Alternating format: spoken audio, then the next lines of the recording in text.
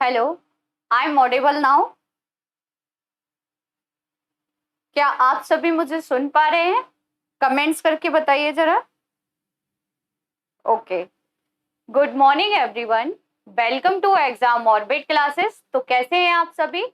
आज के सेशन में हम लोग डिस्कस करने वाले हैं 5 सितंबर के करंट अफेयर के बारे में। फ्रेंड्स, ये सेशन आप सभी के लिए बहुत ही महत्वपूर्ण रहने वाला है अगर आप किसी भी एग्जाम की तैयारी कर रहे हैं। ठीक है, तो चलिए डिस्कस करते हैं। सबसे पहले नजर डालते हैं आज की महत्वपूर्ण सुर्खियां, यानी कि आज की महत्वपूर्ण सुर्खियां क्या है, इनके बारे में डिस्कस करेंगे।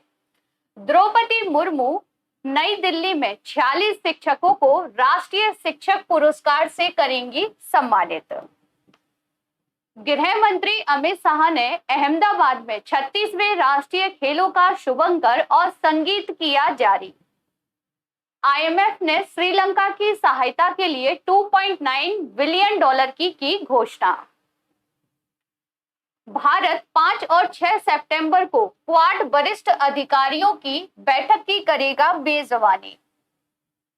अपेक्षा फर्नांडिस विश्व जूनियर तैराकी के फाइनल में पहुंचने वाली बनी पहली भारतीय महिला। राजस्थान के कैबिनेट ने राजस्थान हस्तशिल्प नीति 2022 को दी मंजूरी। कनाडा में सड़क का नाम AR रहमान के नाम पर रखा गया। सड़क हादसे में टाटा समूह के पूर्व चेयरमैन साइरस मिस्त्री का हुआ निधन। अफगानिस्तान में संयुक्त राष्ट्र के मिशन की प्रमुख होंगी किर्गिस्तान की पूर्व प्रेसिडेंट रोजा। माउंटेन बाइसिकल विश्व कप प्रतियोगिता लेह में हुई शुरू। अब डिस्कस कर लेते हैं फ्रेंड्स डिटेल से। तो सबसे पहले आप सभी इस सेशन को एक बार शेयर कर दीजिए। चलिए डिस्कस करते हैं फर्स्ट क्वेश्चन। तो फ्रेंड्स, फर्स्ट क्वेश्चन क्या कह रहा है? गृह मंत्री अमित शाह ने अहमदाबाद में 36वें राष्ट्रीय खेलों का संगीत और शुभारंभ जारी किया है। 36वें राष्ट्रीय खेलों की मेजबानी कौन करेगा? फ्रेंड्स, आगामी परीक्षा के लिए क्वेश्चन बहुत महत्वपूर्ण है कि जो 36वें राष्ट्रीय खेल होने वाले हैं, इनकी मेजबानी कौन करने वाला है? तो 36वें राष्ट्रीय खेलों की मेजबानी की जाएगी गुजरात के द्वारा।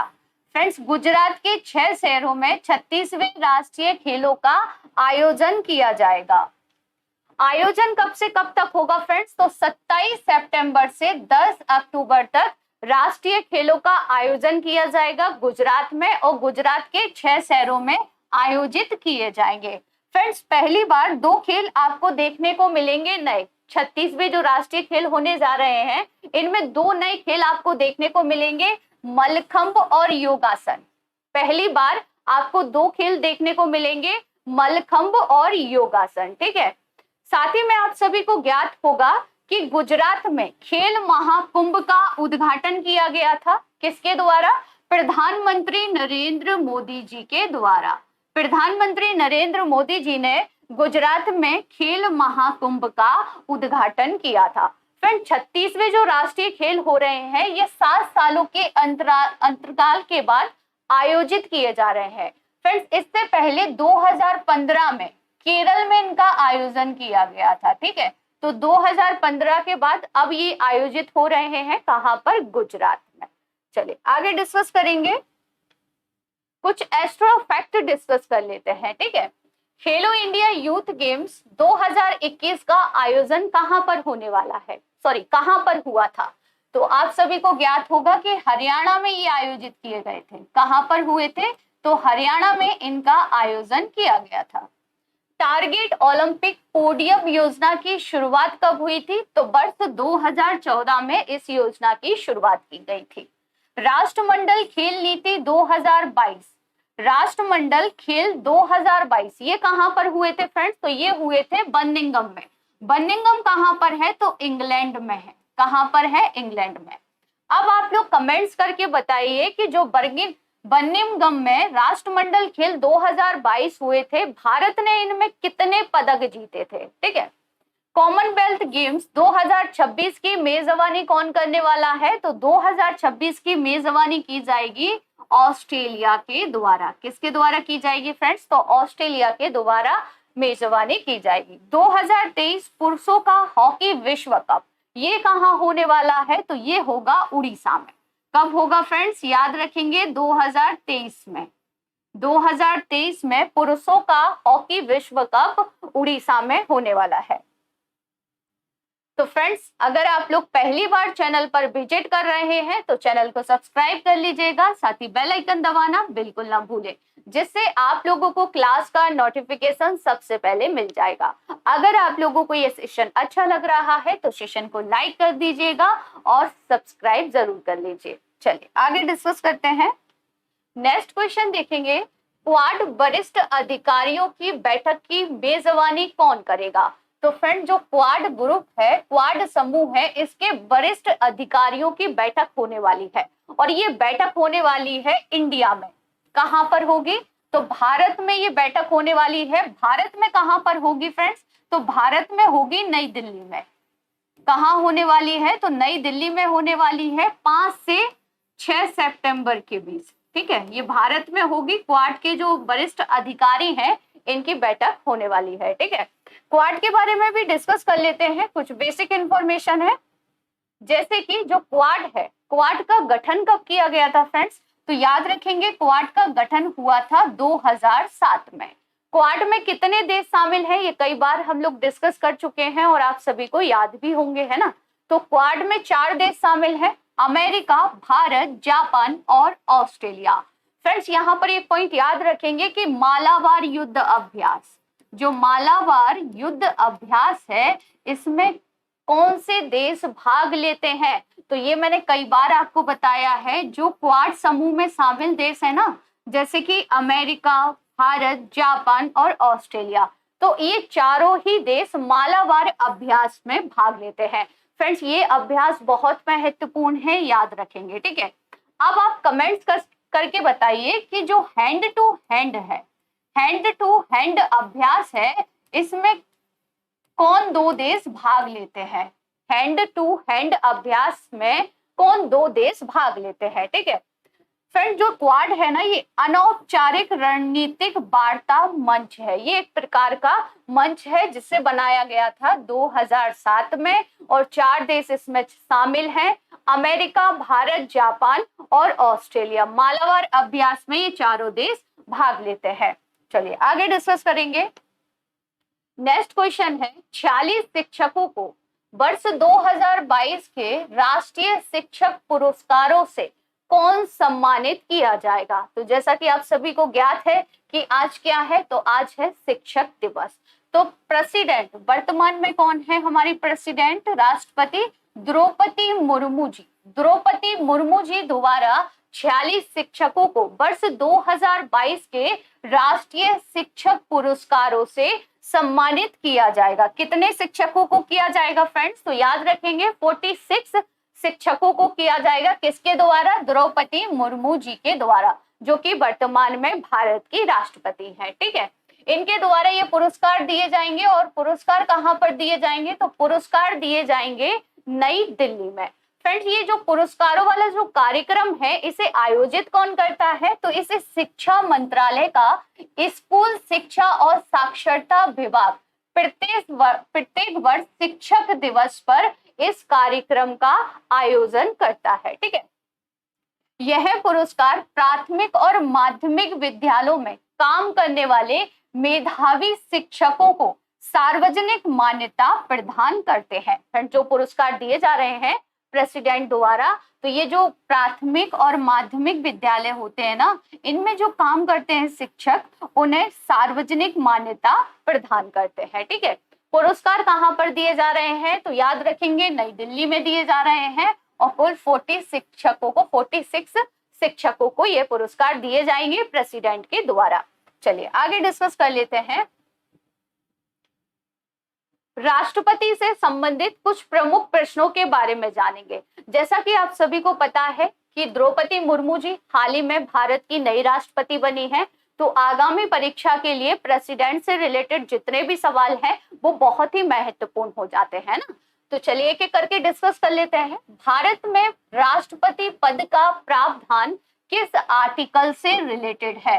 फ्रेंड्स आर्टिकल याद रखेंगे, बहुत महत्वपूर्ण है, आर्टिकल 52। ठीक है, आर्टिकल 52 राष्ट्रपति पद का प्रावधान करता है। ठीक है, भारत के प्रथम प्रेसिडेंट कौन थे? ये तो सभी को पता होगा, डॉक्टर राजेंद्र प्रसाद। कौन थे फ्रेंड्स? डॉक्टर राजेंद्र प्रसाद, जो कि भारत के प्रथम प्रेसिडेंट थे। भारत में राष्ट्रपति पद के लिए न्यूनतम आयु कितनी है? तो न्यूनतम आयु रखी गई है 35 वर्ष।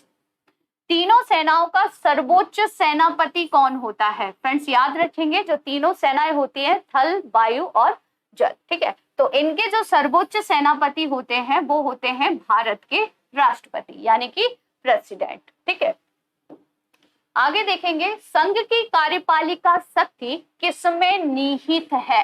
तो फ्रेंड्स संघ की जो कार्यपालिका शक्ति है ये हमारे देश के राष्ट्रपति यानी कि प्रेसिडेंट में निहित है।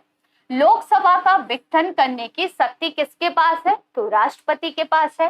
संसद के दोनों सदनों की संयुक्त बैठक कौन बुलाता है? तो संसद के दोनों सदन हैं, लोकसभा और राज्यसभा, इनकी जो बैठक बुलाई जाती है वो बुलाई जाती है प्रेसिडेंट यानी कि राष्ट्रपति के द्वारा।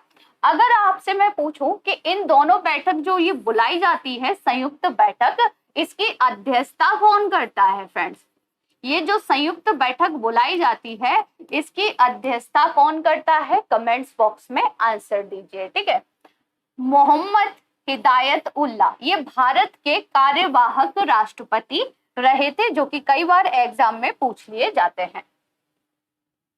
देश के इतिहास में निर्विरोध चुने गए इकलौते प्रेसिडेंट कौन है? नीलम संजीव रेड्डी हैं। इनके नाम के बारे में आप सभी को याद रखना है। ठीक है, संविधान में प्रेसिडेंट शासन का प्रावधान किस अनुच्छेद में दिया गया है? तो आर्टिकल 356 में ये प्रावधान दिया गया है। तो राष्ट्रपति से रिलेटेड इतने पॉइंट आप सभी को याद रखने हैं। ठीक है, अब आप लोग कमेंट्स में बताइए कि जो वर्तमान में राष्ट्रपति द्रौपदी मुर्मू जी हैं ये किस राज्य की राज्यपाल रह चुकी हैं। चलिए आगे डिस्कस करते हैं। अगला क्वेश्चन देखेंगे फ्रेंड्स, आईएमएफ ने किस देश की सहायता के लिए, जो आईएमएफ है इसने किस देश की सहायता के लिए 2.9 बिलियन डॉलर की घोषणा की है? तो किस देश के लिए की गई है? तो ये की गई है श्रीलंका के लिए। आप सभी को ज्ञात होगा कि श्रीलंका इस समय आर्थिक संकट से जूझ रहा है फ्रेंड्स, है ना। श्रीलंका इस समय आर्थिक संकट से जूझ रहा है, जिसको ध्यान में रखते हुए आईएमएफ ने क्या की है, इसे ऋण देने की मतलब सहायता देने की घोषणा की गई है। कितनी सहायता दी जाएगी? तो 2.9 बिलियन डॉलर आईएमएफ के द्वारा श्रीलंका को ये सहायता दी जाएगी। ठीक है, आगे डिस्कस कर लेते हैं फ्रेंड्स आईएमएफ के बारे में। आईएमएफ के बारे में बेसिक इंफॉर्मेशन डिस्कस करेंगे। फुल फॉर्म याद रखेंगे, फुल फॉर्म क्या है? अंतरराष्ट्रीय मुद्रा कोष। ठीक है, अंतरराष्ट्रीय मुद्रा कोष यानी कि आईएमएफ। फ्रेंड्स यह 1944 में बनाया गया था, लेकिन 27 दिसंबर 1945 को औपचारिक रूप से काम करना शुरू कर दिया था। फ्रेंड्स बनाया कब गया था आईएमएफ को? तो 1944 में बनाया गया था, जबकि औपचारिक रूप से जो कार्य करना शुरू किया गया था वो किया गया था 27 दिसंबर 1945 को। ठीक है, अंतरराष्ट्रीय मुद्रा कोष का हेडक्वार्टर कहां पर है? फ्रेंड्स याद रखेंगे, अक्सर एग्जाम में हेडक्वार्टर पूछ लिए जाते हैं। तो अंतरराष्ट्रीय मुद्रा कोष का जो हेडक्वार्टर है वो आपको देखने को मिलेगा वॉशिंगटन डीसी यानी कि अमेरिका की कैपिटल में। साथ ही में यहाँ पर एक और पॉइंट डिस्कस कर लेते हैं, जैसे कि नासा जो कि अमेरिका की अंतरिक्ष एजेंसी है, नासा का भी हेडक्वार्टर कहां पर है फ्रेंड्स? तो याद रखेंगे वॉशिंगटन डीसी में है। अंतरराष्ट्रीय मुद्रा कोष में सदस्य देशों की संख्या कितनी है? तो अभी वर्तमान में फिलहाल है 190। अंतरराष्ट्रीय मुद्रा कोष के मुख्य अर्थशास्त्री हाल ही में इन्हें बनाया गया है पियर ओलिवर गोरीचेंज। इनका नाम याद रखेंगे क्योंकि महत्वपूर्ण है। चलिए आगे देखते हैं, अगला क्वेश्चन डिस्कस करते हैं। निम्नलिखित में से कौन पहली भारतीय महिला खिलाड़ी जो विश्व जूनियर तैराकी चैंपियनशिप के फाइनल में पहुंच गई है। तो सबसे पहला पॉइंट तो याद रखेंगे, ये किससे रिलेटेड है, तो ये तैराकी से रिलेटेड है और इनका नाम है अपेक्षा फर्नांडिस, जिन्हें आप सभी देख पा रहे होंगे। तो ये पहली महिला तैराकी यानी कि भारतीय खिलाड़ी बन गई है फाइनल में पहुंचने वाली। ठीक है, फाइनल में पहुंचने वाली। इनका संबंध किस खेल से है फ्रेंड्स?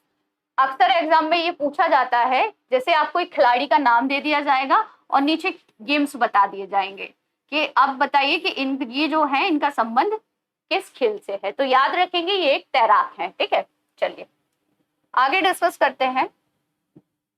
अगला क्वेश्चन देखेंगे, किस देश के मरखंब शहर में एक सड़क का संगीतकार AR रहमान के नाम पर रखा गया, मतलब एक सड़क का नाम रखा गया है। तो ये जो मरखंब शहर है फ्रेंड्स, ये कहां पर है? तो ये है कनाडा में।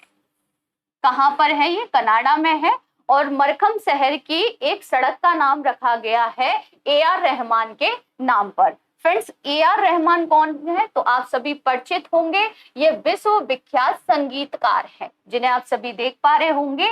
ये कौन है? तो ये एक संगीतकार हैं और इन्हीं के नाम पर कनाडा में एक सड़क का नाम रखा गया है, तो इसलिए ये सुर्खियों में बने हुए हैं। चलिए अब डिस्कस कर लेते हैं कनाडा के बारे में बेसिक इंफॉर्मेशन। ठीक है, तो जो आप एरिया ऊपर देख पा रहे होंगे ये है कनाडा। ठीक है, ये है कनाडा। कनाडा की कैपिटल क्या है फ्रेंड्स? तो कनाडा की कैपिटल है ओटावा। कनाडा की जो मुद्रा है वो है कनेडियन डॉलर। कनाडा के वर्तमान में PM कौन है? तो जस्टिन ट्रूडो है। ठीक है, संयुक्त राज्य अमेरिका और कनाडा के बीच कौन सी रेखा सीमा बनाती है? फ्रेंड्स याद रखेंगे, 49 डिग्री उत्तरी अक्षांश सीमा रेखा कनाडा और अमेरिका के बीच सीमा बनाती है। काशी के मंदिर से 100 वर्ष पूर्व मां अन्नपूर्णा की चोरी हुई मूर्ति किस देश से वापस लाई गई है? तो फ्रेंड्स ये मूर्ति लाई गई है कनाडा से वापस। ठीक है, रूस और अमेरिका को कौन सी जल संधि अलग करती है? तो बेरिंग जल संधि रूस और अमेरिका को अलग करती है।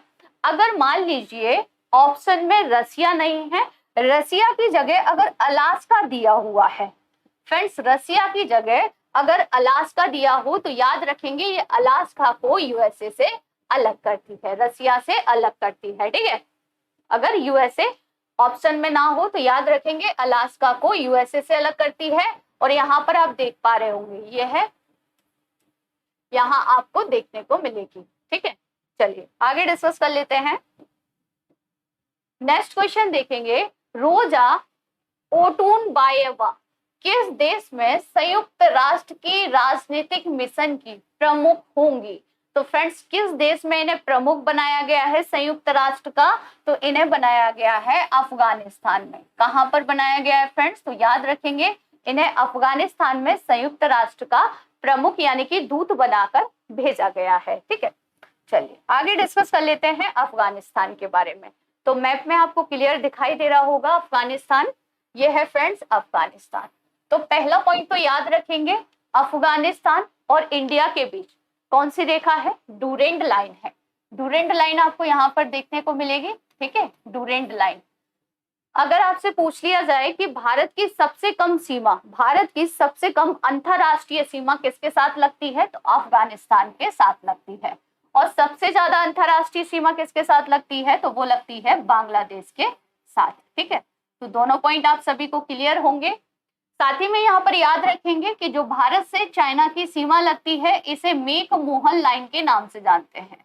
मेक मोहन लाइन के नाम से इसे जाना जाता है। ठीक है, और पाकिस्तान के साथ जो भारत की सीमा लगती है इसे रेड क्लिफ लाइन के नाम से जानते हैं। किस नाम से जानते हैं फ्रेंड्स? तो याद रखेंगे रेड क्लिफ लाइन के नाम से इसे जाना जाता है। अफगानिस्तान की जो राजधानी है वो काबुल है। अफगानिस्तान की मुद्रा है अफगान रुपया। अफगानिस्तान की संसद को कहा जाता है शूरा। ठीक है, अब आप लोग कमेंट्स बॉक्स में बताइए कि जो इजराइल है, इजराइल की संसद को क्या कहा जाता है? अफगानिस्तान की सबसे लंबी नदी है हेलमंद नदी। अफगानिस्तान की स्थानीय भाषा है पश्तो। याद रखेंगे पश्तो किस देश की भाषा है? तो ये अफगानिस्तान की स्थानीय भाषा है। पंजशीर घाटी कहाँ स्थित है? तो ये आपको देखने को मिलेगी अफगानिस्तान में। नेक्स्ट क्वेश्चन देखेंगे, हस्तशिल्प नीति 2022 को मंजूरी किसने दी है? तो फ्रेंड, जो हस्तशिल्प नीति है इसे मंजूरी दी गई है राजस्थान कैबिनेट के द्वारा। राजस्थान सरकार ने हस्तशिल्प नीति को मंजूरी दी है, जिसके तहत क्या होगा फ्रेंड्स, इसके तहत सरकार द्वारा कहा गया है कि राज्य में रोजगार बढ़ेंगे और साथ ही में इसके तहत हर साल दिसंबर में राष्ट्रीय स्तर के हस्तशिल्प सप्ताह का आयोजन किया जाएगा, जिसमें हस्तशिल्पियों को पुरस्कृत किया जाएगा, यानी कि उन्हें पुरस्कार से सम्मानित किया जाएगा। नेक्स्ट क्वेश्चन है, भारत में पहली माउंटेन साइकिल विश्व कप प्रतियोगिता UCI MTB एलिमीटर वर्ल्ड कप की मेजबानी कौन कर रहा है? तो फ्रेंड्स, पहली बार ये मेजबानी की जा रही है लद्दाख के द्वारा। लद्दाख के लेह में ये प्रतियोगिता शुरू हो गई है, ठीक है, और पहली बार ये मेजबानी की जा रही है, आप सभी याद रखेंगे। आगे डिस्कस करेंगे। अगला क्वेश्चन है, किस समूह के पूर्व चेयरमैन साइरस मिस्त्री का निधन हो गया है? तो फ्रेंड्स, इनका हाल ही में सड़क दुर्घटना में इनका निधन हो गया है, ठीक है, और ये टाटा जो समूह है, टाटा समूह के ये पूर्व चेयरमैन रहे थे, तो इनके बारे में आप सभी याद रखेंगे, इनका हाल ही में निधन हो गया है। अब डिस्कस कर लेते हैं टॉप 10 स्टैटिक जीके क्वेश्चन। पृथ्वी अपने अक्ष पर किस दिशा में घूमती है? तो आप सभी को पता होगा, पश्चिम से पूर्व की ओर पृथ्वी घूमती है। लखनऊ किस नदी के किनारे बसा हुआ है? तो लखनऊ है गोमती नदी के किनारे। विद्युत का सबसे अच्छा चालक क्या है? तो चांदी विद्युत का सबसे अच्छा चालक है। भारतीय संविधान के किस अनुच्छेद में नए राज्यों के गठन, सीमाओं की फेरबदल इत्यादि से संबंधित वर्णन किया गया है? तो आर्टिकल 3 में वर्णन किया गया है। लोकटक झील, फ्रेंड, जो लोकटक झील है ये किस राज्य में स्थित है? तो ये आपको देखने को मिलेगी मणिपुर राज्य में। कौन सा कोशिकांक प्रकाश संश्लेषण के दौरान प्रकाश ऊर्जा का उपयोग करता है? हरित लवक के द्वारा किया जाता है। निकट दृष्टि दोष को क्या कहा जाता है? मायोपिया कहा जाता है, ठीक है। किसे अखिल भारतीय सेवाओं का जनक माना जाता है? तो सरदार वल्लभ भाई पटेल को माना जाता है। खजुराहो के मंदिर किस शैली में बने हैं? तो फ्रेंड्स, ये पंचायत शैली में बने हैं और कहां पर हैं? तो ये मध्य प्रदेश में है और चंदेलों द्वारा इनका निर्माण करवाया गया था, ठीक है। खजुराहो के मंदिर कहां पर स्थित है? तो ये मध्य प्रदेश में है। पिछली क्लास में आपसे जो क्वेश्चन पूछे गए थे उनके आंसर डिस्कस कर लेते हैं। मिस दीवा यूनिवर्स 2022 का खिताब किसने जीत लिया है? दिविता रॉय ने ये खिताब जीत लिया है। सुमंग लीला किस राज्य या केंद्र शासित प्रदेश में आयोजित एक पारंपरिक त्योहार है? मणिपुर। स्वतंत्र भारत का पहला बजट किसने पेश किया था? तो ये R.K. षणमुखम चेट्टी द्वारा पेश किया गया था। यूनियन बजट पेश करने वाले देश के पहले प्रधानमंत्री कौन थे? जवाहरलाल नेहरू। अब आप लोगों के लिए कुछ क्वेश्चन है जिनके आंसर आप सभी को देने हैं कमेंट्स बॉक्स में। भारत में पहली बार फॉर्मूला ई रेसिंग की मेजबानी कौन करेगा? नेक्स्ट क्वेश्चन है आप लोगों के लिए, 13 एक्सप्रेसवे वाला देश का पहला राज्य कौन सा बना है? नेक्स्ट क्वेश्चन है, लखनऊ समझौता कब हुआ? नेक्स्ट क्वेश्चन है, कांग्रेस के उदारवादी व उग्रवादी नेताओं में वास्तविक रूप में विभाजन किस अधिवेशन में हुआ था? तो फ्रेंड्स, इन सब के आंसर आप सभी को देने हैं कमेंट्स बॉक्स में। आज का सेशन आप लोगों को कैसा लगा कमेंट्स बॉक्स में जरूर बताइएगा। अगर सेशन अच्छा लगा हो तो ज्यादा से ज्यादा शेयर कीजिएगा, लाइक कीजिएगा और सब्सक्राइब कर लीजिएगा। मिलते हैं नेक्स्ट क्लास में, तब तक के लिए थैंक यू सो मच।